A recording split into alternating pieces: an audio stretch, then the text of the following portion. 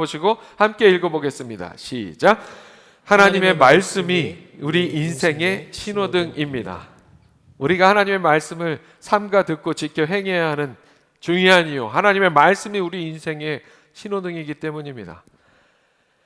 예전에 미국 시카고에 정착을 하기 위해서 집을 구하러 제가 오하이오에 살다가 시카고로 차를 몰고 7시간을 달려가지고 시카고에 간 적이 있어요. 자그마한 시카고 외곽 호텔에 자리를 잡고 첫 밤을 지내는데요, 밤중에 마치 어젯밤에 엄청난 비바람이 불었던 거 저녁에 아십니까 여러분? 하지만 그것과는 비교도 할 수 없는 태풍 경보도 아니었음에도 불구하고 엄청난 천둥 번개와 비바람 소리가 막 났어요, 바깥에서. 저 미국이 큰 나라라 이런 것들도 이렇게 크고 큰 소리 나고 그런가? 막 그런 생각을 했는데 아니나 다를까 아침에 일어나 보니까 난리가 났어요. 동네가 그냥 나무가 막 다 쓰러져 있고, 어떤 나무는 차 위에 이렇게 쓰러져 가지고 차가 다 찌그러져 있고, 길가에는 온갖 낙엽들이 여기저기 수북이 막 그냥 지저분하게 나뒹구는 그런 상황이었습니다. 그 호텔 앞에 큰 사거리를 만나는 대로가 하나 있었는데 차들이 아침부터 아주 길게 늘어서 가지고 천천히 움직이고 있는 거예요. 그래서 순간에 교통사고가 났나 봤더니 밤새 그 비바람에 교통 신호등이 다 망가져가지고 큰 사거리를 중심으로 차들이 꽉 막혀가지고 한 대씩 천천히 지나가고 있는 그런 상황이었어요. 비바람이 불기 전에 어제만 하더라도 신호대기에 잠깐 멈추기는 해도 그 길이 차들이 정말 쌩쌩 달리는 그런 대로였습니다. 그때 위력을 제가 확인했어요. 어떤 위력입니까? 교통량이 많은 사거리에 신호등의 힘이 무엇인가를 그때 제가 확실하게 느끼게 된 거죠. 신호등이 있을 땐 잠시 멈추는 일은 있어도 차들이 쌩쌩 다 달릴 수 있었는데, 신호등이 딱 고장나 버리니까 사거리 지나는데 엄청 시간이 오래 걸리게 되는 거예요. 신호등은 때로 내 앞에 빨간불이 자꾸만 켜지는 것 같을 때, 이게 기다리는 게 싫어서 짜증이 나기도 하고, 그렇게 정말 나 빨리 가야 되는데 나를 늦게 가게 하고 그러는, 정말 내 삶에 방해가 되는 어떤 존재라고 생각이 들 때도 있지만, 결국 신호등은 모든 차들이 최선으로 안전하게 빠르게 움직일 수 있도록, 그렇게 교통 흐름이 원활할 수 있도록 해주는 장치입니다. 그래서 내가 신호등을 잘 지키고 너도 신호등을 잘 지킬 때 우리는 서로 안전하고 빠르게 목적지를 향해 운전을 할 수가 있습니다. 사랑하는 여러분, 하나님의 말씀도 마찬가지입니다. 하나님의 말씀을 지켜 행하는 삶이 때로는 말씀이 나를 뭔가 강제하는 것 같고, 나를 제한하는 것 같고, 나를 얽어매는 것 같은 그런 느낌과 생각이 들 때도 있지만, 하나님의 말씀은 우리의 인생을 위한 신호등과 같습니다. 내가 지키고 내가 지킬 때 나의 삶이, 너의 삶이, 그리고 또한 함께하는 우리의 삶이 신호등 덕분에 교통이 원활할 수 있듯이, 그렇게 우리의 삶이 안전하고 편리하게 형통할 수 있습니다.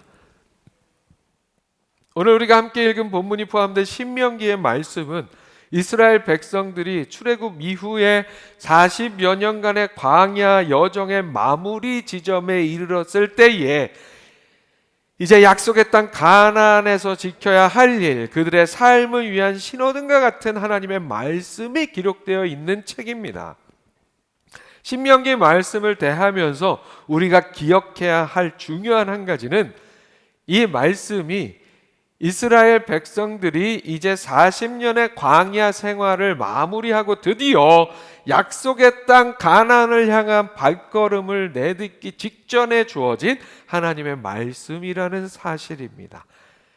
약속의 땅 가나안은 말표현 그대로 이스라엘 백성들에게 약속된 땅이었지만, 그 땅을 실제로 얻기까지 이스라엘은 가나안의 원주민들과 직접 나서서 정복 전쟁을 치러야 했습니다.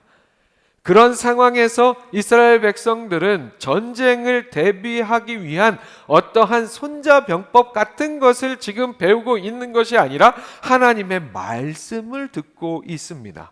이유는 무엇입니까? 이스라엘 백성들의 전쟁은 하나님께 속한 일이었기 때문입니다. 하나님께서 주관하시는 전쟁의 승패는 가지고 있는 전략이나 가지고 있는 무기나 전투력에 달려있지 않고 하나님께 대한 믿음과 순종에 달려있다는 사실을 우리는 잊지 말아야 합니다. 이미 이스라엘 백성들은 광야에서의 삶의 시간을 마치 신호등과 같은 하나님의 인도하심에 따라서 그 40여 년의 삶을 이어왔어요. 출애굽기에 이렇게 말씀하고 있습니다. 구름이 성막 위에서 떠오를 때에는 이스라엘 자손이 그 모든 행진하는 길에 앞으로 나아갔고 구름이 떠오르지 않을 때에는 떠오르는 날까지 나아가지 아니하였으며. 무슨 말씀이에요? 하나님의 인도하심에 따라 움직이고 멈춰섰다는 이야기입니다. 그렇게 하나님의 신호등과 같은 인도하심에 순종하여 광야길을 걸었던 이스라엘 백성들은 이제 그들 앞에 놓인 가나안 정복 전쟁과 또한 그 전쟁만큼이나 치열하게 펼쳐질 가나안 땅의 삶 속에 이어질 믿음의 영적 전쟁을 수행하기 위해서 더욱더 그들의 인생의 신호등 되시는 하나님의 말씀에 순종할 준비를 해야 했습니다. 광야는 그야말로 아무것도 없어서 이스라엘 백성들은 하나님의 신호등을 따라서 살아야만 했습니다. 가나안 정복 전쟁도 마찬가지로 하나님이 싸워주셔야 했습니다. 이스라엘은 40년을 광야를 떠돌다 왔지만 가나안 원주민들, 가나안 족속들은 이미 오래전부터 가나안 땅에 자리를 잡고 거주하며 그들 나름대로의 안정된 삶을 살던 사람들이었기 때문에 그들과 함께 전쟁을 치르려면 정말 하나님께서 함께 해주셔야 하는 그런 상황이었어요. 또한 그러한 가나안 땅의 상황은 가나안 땅을 정복하여 그곳에서 새로운 믿음의 삶을 하나님과 함께하는 삶의 이야기를 만들어 나가야 할 이스라엘 백성들에게는 그 땅의 삶의 환경 자체가 또 하나의 영적 전쟁의 이유였습니다. 광야에서 떠돌던 삶을 살던 이스라엘 백성들에게 가나안 족속들의 이미 정착한 화려한 문화와 삶의 환경은 이스라엘에게는 유혹의 대상이 되기에 충분했습니다. 사랑하는 여러분, 오늘 우리가 살아가는 이 복잡 다단한 우리의 삶도 이 모든 이야기를 품고 있는, 이스라엘 백성들이 당면해 있는 이 모든 이야기를 품고 있는 우리의 삶의 현장입니다. 우리의 인생은, 오늘 살아가는 우리의 인생은 그야말로 광야와 같고 또한 정복 전쟁과 같은 삶의 그런 어떤 전쟁 속에 놓여져 있습니다. 지면 도태될 것 같은 그런 삶의 전쟁의 상황 속에 놓여져 있죠. 그것뿐만이 아니라 우리의 신앙의 삶은 또한 영적 전쟁과 같습니다. 사랑하는 여러분, 이런 우리의 삶 속에서 승리하는 인생의 비법은 광야에서의 생존 비법이나 삼국지의 교훈이나 손자병법 같은 것에 있지 않다는 사실을 우리는 잊지 말아야 합니다. 우리 인생의 승리의 비법, 형통의 비법은 오직 하나님의 말씀을 지켜 행하는 일에 있음을, 하나님의 말씀을 순종하여 청종하는 일에 있음을 온전히 깨닫는 우리가 될 수 있기를 소망합니다. 그렇기 때문에 우리는 하나님의 말씀을 상가듣고 지켜 행하는 삶이 되어야 할 줄로 믿습니다. 아멘. 화면 보시고 다시 한번 함께 읽습니다. 시작. 하나님의 말씀이 우리가 받는 복의 근거와 이유입니다. 우리가 하나님의 말씀을 상가듣고 지켜 행해야 하는 두 번째 이유는 하나님의 말씀이 우리가 받는 복의 근거와 이유가 되기 때문입니다. 말씀드린 것처럼 신호등이라고 하는 것은 우리의 길을 방해하고 막기 위해서, 우리를 제한하기 위해서 있는 것이 아니에요. 우리가 안전하고 원활하게 움직일 수 있도록 하기 위해 존재합니다. 그렇습니다. 하나님의 말씀도 신호등과 같이 때로는 지키기 좀 귀찮기도 하고 내 길을 막는 것 같기도 하고 느리게 만드는 것 같기도 하고 번거롭게 하는 것 같기도 하지만 결국엔 하나님의 말씀이 나에게 유익이 된다는 사실 여러분 믿으시기 바랍니다. 그 사실을 우리가 왜 믿어야 합니까? 말씀에서 그렇게 증거하고 있기 때문입니다. 말씀에서 증거하고 있는 이야기는 신호등과 같은 하나님의 말씀이 우리의 인생에, 우리의 삶 속에 그냥 적당한 유익 정도가 아니라 우리가 엄청난 복을 받을 수 있는 근거와 이유가 된다고 말씀하고 있기 때문입니다. 우리가 놀라운 복을 받을 수 있는 근거와 이유가 하나님의 말씀에 있다고 성경이 우리에게 증거하고 있습니다. 오늘 우리가 읽은 본문의 말씀이 바로 그런 말씀이죠. 마땅히 지켜 행해야 할 그 하나님의 말씀을 그렇게 순종하여 마땅히 지켜 행할 때 하나님께서는 이스라엘 백성들에게 복을 주시겠다고 약속하고 있습니다. 그리고 이 하나님의 약속의 말씀은 비단 말씀의 1차 청중인 당시 이스라엘 백성들 뿐만이 아니라 믿음으로 말미암아 오늘날 아브라함의 자손이 되는 우리 모두에게도 동일하게 주시는 하나님의 약속의 말씀입니다. 그런 하나님의 말씀이 오늘 우리가 우리의 삶 속에 하나님의 말씀을 삼가 듣고 지켜 행할 때, 하나님의 말씀을 청종할 때, 잘 듣고 따를 때 놀라운 복을 주신다고 약속하고 있습니다. 이 약속 가운데 온전히 거하는 우리 모두가 될 수 있기를 소망합니다. 어떠한 복을 약속하고 있습니까? 1절의 말씀입니다. 내가 내 하나님 여호와의 말씀을 삼가 듣고 내가 오늘 내게 명령하는 그의 모든 명령을 지켜 행하면 내 하나님 여호와께서 너를 세계 모든 민족 위에 뛰어나게 하실 것이라. 아멘. 우선적으로 이스라엘에게 주시는 하나님의 약속은 말씀을 청종할 때, 말씀을 지켜 행할 때 하나님께서 주신다고 약속하시는 말씀은 하나님께서 이스라엘을 세계 모든 민족 위에 뛰어나게 하실 것이라는 약속입니다. 가장 먼저 하나님께서 민족적인 의미, 국가적인 의미에서 그들이 받게 될 복에 대해서 말씀하고 있습니다. 그렇게 공동체적인 복을 약속하시고 이어지는 말씀은 다시 한번 하나님의 말씀을 지켜 행하는 일이 우리 삶이 누리게 되는 복의 근거와 이유가 된다는 사실을 짚어주시면서 국가적이고 민족적인 그 복 안에서 우리 인생들이 개인적인 삶에서 누리게 될 복에 대한 약속의 말씀을 이어서 주십니다. 2절의 말씀이죠. 내가 내 하나님 여호와의 말씀을 청종하면 이 모든 복이 내게 임하며 내게 이르리니. 내가 내 하나님 여호와의 말씀을 청종하면, 말씀을 삼가 듣고 지켜 행한다는 말과 동일한 말씀이에요. 청종한다는 거, 듣고 따른다는 말씀이죠. 그런데 지금 계속해서 조건절이 이어지고 있죠. 내가 여호와의 말씀을 삼가 듣고 지켜 행하면, 그리고 내가 여호와의 말씀을 청종하면 복을 줄 거야.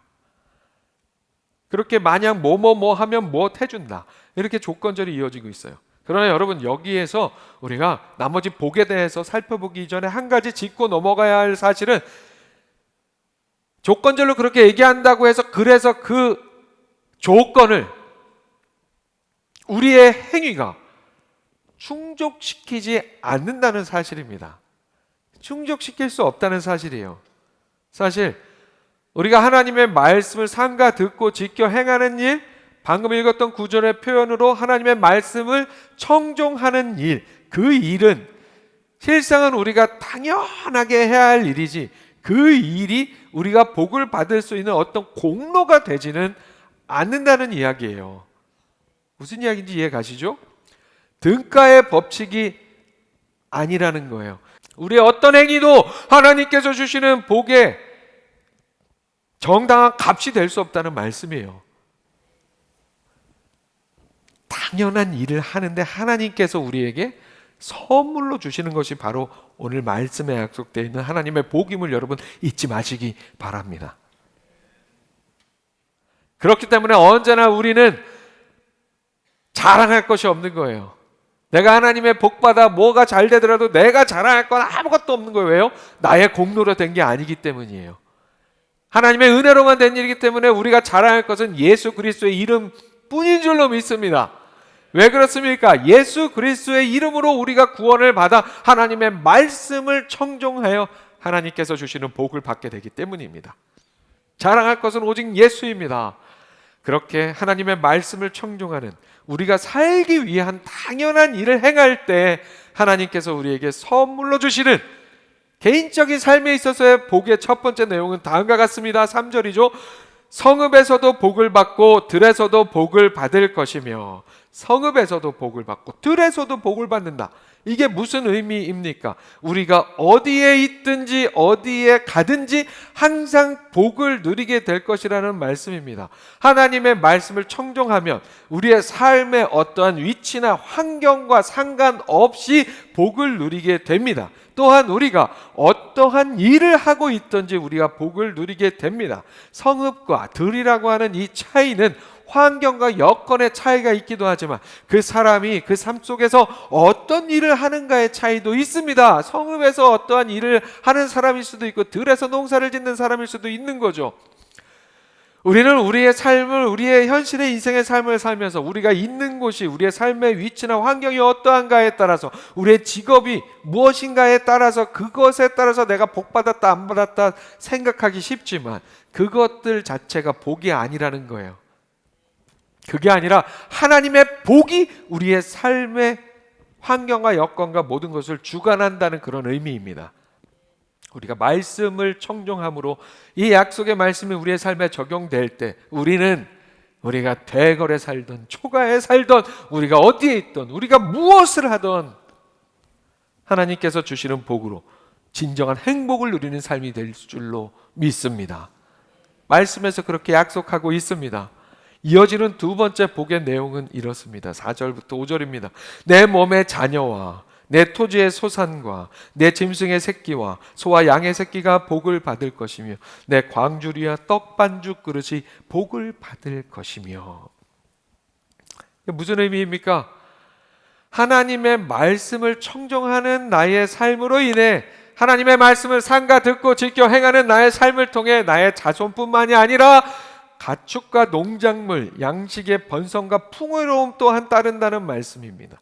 말씀을 청종하는 나의 삶으로 인해서 나와 함께하는 모든 이들과 모든 것들이 함께 복을 누리고 풍요롭게 된다는 약속의 말씀입니다.